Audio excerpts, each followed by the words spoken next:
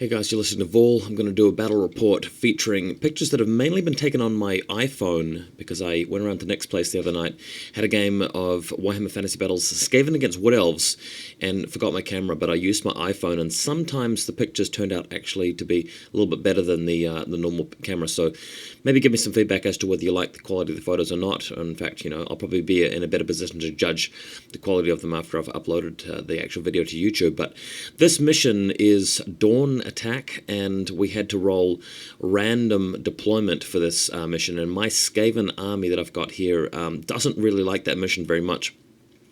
And Nick was the guy who won the Nick won the roll-off, should I say, to deploy his army first and pick the table side. So I'm stuck with this side of the table which features a river cutting off 1/4 of the table.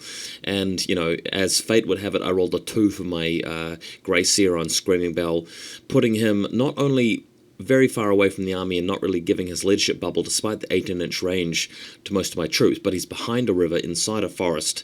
So I can't think of a worse place for the Screaming Bell to be. But the list that I'm playing for this game is actually quite tough. It's not optimum, it's not the best list you could possibly make with Skaven, but it's a suitable list for the next tournament coming up that we are practicing for, which is known as Tin Soldiers 4. I did some coverage of Tin Soldiers 2 and 3 if you guys want to check back through the battle reports. I took High Elves to TS2 and Tomb Kings to TS3, and it's probably going to be Skaven to TS4 unless I change my mind over the next couple of months. But let's go to the next picture. You can see the Screaming Bell up close. I've decided to stick to taking this guy because I've got a great model for it. It's probably better to keep your Grey Seer on foot, but there are some advantages to the Bell. I won't go through them all in detail, but you've also got the BSB in this unit. The BSB is carrying the Storm banner, which is a banner that I quite like. Maybe at high-level play you'd forego it for other things, but the Storm banner is fun, and I think there are some matchups that are a lot easier with the Storm banner. Next image, I've got a big unit of giant rats, which really fill out the core component. There's 44 of them or something, plus 6 Packmasters and 7 Gutter Rudders in front of them, screening them off, with Warp Lightning Cannon custom built and a unit of like 40 slaves next to them in a bus formation. With the giant rats, again, I've got the models for it. The horde formation's kind of cool. They pump out about 70 attacks with Death Frenzy, and if you're lucky enough to get blessed with filth off them on them as well, due to having a mage with plague magic, then they're awesome. But generally, I think in a serious, no joking around Skaven list, you'd probably just have pure slaves and clan rats in your core component. Let's go to the next picture. Another bus load of 40 slaves on the left-hand flank.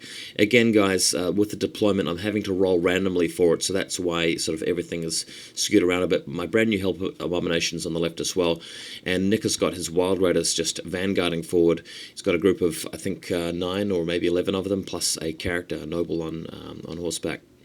Next image, here's a better view of my Helped Abomination. Managed to pick this guy up from a buddy real cheap. He'd ordered from Maelstrom, and Maelstrom had given them wrong order, but let him keep the Helped Abomination anyway, so I bought it off him for like 50 NZD. And I've just basically sped painted him. I spray painted it black, then put a layer of Shadow Grey, then a layer of, I think, Vermin Brown, then a layer of Bronze Flesh, and then just washed it with some sort of wash. I think it was the Sermon Blue, or was it the no, it was Bedav Brown, I can't remember. At any rate, he's looking suitably bestial, and I've got a Plague Furnace in the middle as well. Plague Furnace, I'm using a proxy model there. The usual unit that I use for the usual model that I use for the Plague Claw Catapult is doubling as a Plague Furnace, even though it's in the wrong base size. We're just managing, just offhand in this game, but I will hopefully get a proper Plague Furnace model up and running when I take this army to the tournament. Next image, there's Nick's right-hand flank. He's rolled a 2 for most of his units. So he's got Dryads, unit of 20 Glade Guard and Eagle, Wild Riders, and the rest of his armies on the left-hand flank. Going to the next picture, I've got, 7 Gutter Runners set up in front of his Glade Riders, which he vanguards over the hill in front of them. And Nick is, going to get the first turn 5 out of 6 chance, so he should be able to outmaneuver these guys. But the cool thing about the Gutter Runners is they can stand and shoot. They've got poison attacks. They're just one of the best units in the game, 8th edition at the moment. So, you'd be stupid not to take a couple of units of them, maxed out. Next image, he's got his level 4 mage with a Law of Beasts in a unit of war dancers, that is, next to his unit of his other unit of 20 Glade Guard with a BSB. And Nick's, not wanting to take the usual sort of stock standard Wood Elf list of 2 Treemen, Law of Life, level 4, plus, Treekin and whatever else you can take. He's trying out various different builds to try and be original and try and be stylistic, and, he pulls that off. He hasn't got the toughest army in the world, but he has got style points for that. Next image, what he does in his first turn is he screams all the way around here with the Wild Riders going first, and putting them in a position where if the Helped Abomination charges them, they've actually got the Flaming Banner, and he's got a Potion of Strength as well, so if he wants to, he can just pop that first turn and, really pummel the Abomination. I feel as though that this move's a little bit of a mistake, though, because, if the Abomination does charge in, there is a reasonably good chance that the Abomination will survive and actually wreak havoc among that unit, and also it gives me a chance to attack his flank with my slaves and potentially hold him up. The only thing keeping the slaves there is the lone Warlock Engineer with no gear at all, 15 points for him. It will boost the slaves' leadership, giving them a chance to stick around, but because my Grey Seer and BSB are not around, there's, a low chance of me, sticking with the steadfast roll. However, I am able to bring out the Warlock Engineer and just get in the way of him using a march move, so we'll see whether that works shortly.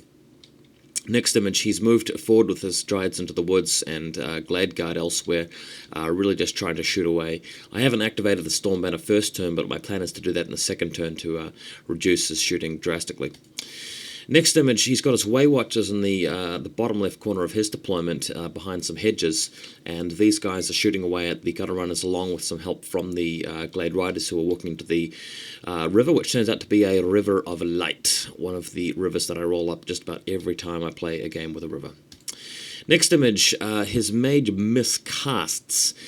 Luckily, he has an Earthing Rod and rerolls the 4 that he originally rolled to get something like a 6, which is a small template of Strength 10, killing several War Dancers, and doesn't actually wound him, I believe, so that was quite good, but this just makes it easier and easier for me to get the dreaded 13th spell off on him later in the game. Next image, this is the most hilarious thing. The bell moves into the river. It's not allowed to march to the river, passes its dangerous terrain check, rolls on the river to see what random spell from the Law of Light is cast on it. Turns out to be a 7, which gives it a double movement. It's the Baroness Time Warp, and we next seem to agree that I could just keep moving because with a double movement halfway through my movement phase, it turned out that the rats pushing the bell would be movement 10, so it actually allowed me to clear the river after all of that. So just the most zany possibility outcome possible, but there you go. The bell has now cleared the river and it's free to march later in the game. How about that? Next image, I have indeed managed to pass my march block check and move the lone Warlock in front of the Wild Riders, and the Abomination rolled high enough to clear them completely outside of their charge arc, further towards the Wood Elf army, and my other Clan Rat unit with the actual Mage Warlock and the Doom Rocket condenser up on the hill, ready to start shooting Warp Lightning and things and potentially slow down the Wild Riders later on. Next image, this is where the Helped Abominations ended up, right in front of 2 units of Dryads. The unit of Slaves and Furnace have moved straight forward towards the woods. His Eagle could get in the way of my Helped Abomination later on, but I'm planning on blasting it with Warp Lightning, and hopefully that does the trick. Next image, the Doom Rocket. I decided to throw 7 dice at the Doom Rocket, which is not a smart idea. Really, you should save the Doom Rocket until you've got Skittle Leap on your guy to go to the other side of the field and just shoot short range, or if you're close to distance between the enemy and yourself. But I tried to shoot the Doom Rocket at the archers and misfired, rolling 3 1s out of 7. But the random roll on it actually took it over and bashed the Wild Riders instead, so just a really funny turn of events, killing a couple of slaves in the process, but generally, I know none of the photo's bad, but the point here of this is that the Warlock in the unit in the bottom right has misfired the Doom Rocket and hit the Wild Riders instead. Next image, the Wild Riders run down the lone Warlock engineer who basically just redirects them, so that's quite good. He managed to pull that off. Next image, the Helped just piles into the Dryads, just shredding them as much as possible. Takes a couple of turns to deal with them, but in the end it just stomps on them. Rolling feed a couple of times in a row when I really wanted Avalanche of Flesh, but never mind. Next image, the bell is apparently being redirected by his Glade Guard, and his War Dance unit has used the Moonstone of the Hidden Ways to teleport in behind my bell.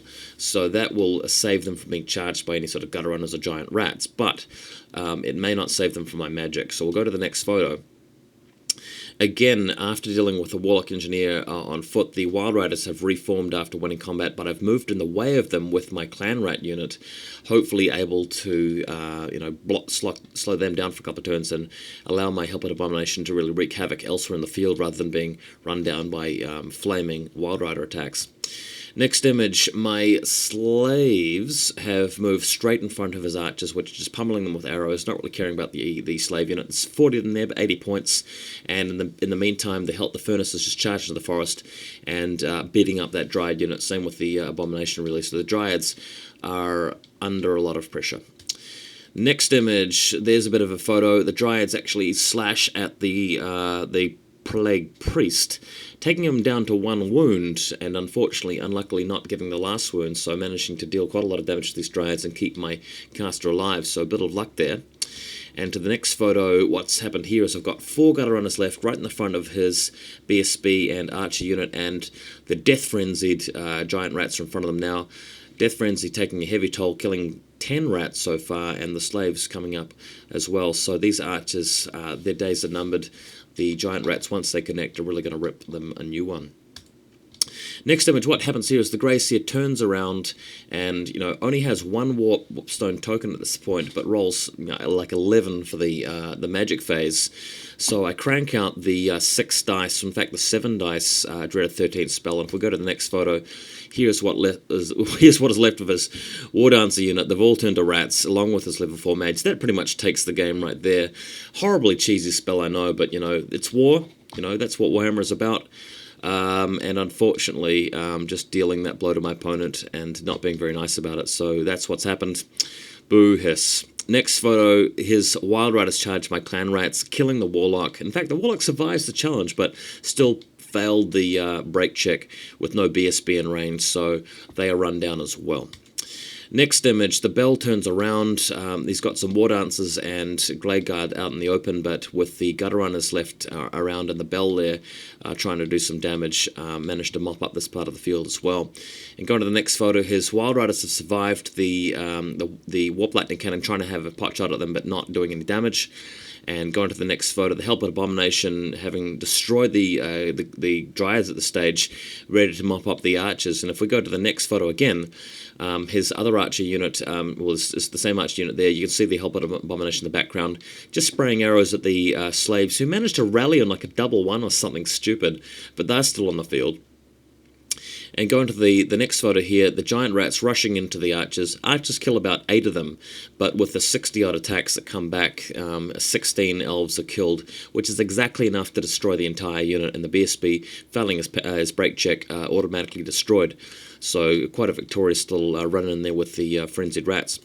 And next image, again, the Grey Seer just picking off what he can. The Gutter Runners just spraying poisoned sling ammunition, pebbles, stones, whatever they can at the Glade Guard. And final photo here, sorry, not the final photo, the Abomination against the flank of the archers, actually ripping through them and destroying them as well, in a couple of rounds, killing so many of them that they have no steadfast and thunder stomping them to death, so they flee off the battlefield and are destroyed. Didn't really realize the Abominations pursue 3d6, which seems like a bit much, but that's the rules. And just for fun, the Plague Priest throws like 6 dice at, or 3 dice even, at Wither, which is the spell that he rolled up. He's only level 1, and that took off the -1 toughness from the archers who were in combat with the giant rats, which is essentially what allowed them to do so many wounds. But a miscast that destroyed everything in this unit except for like 3 plague monks.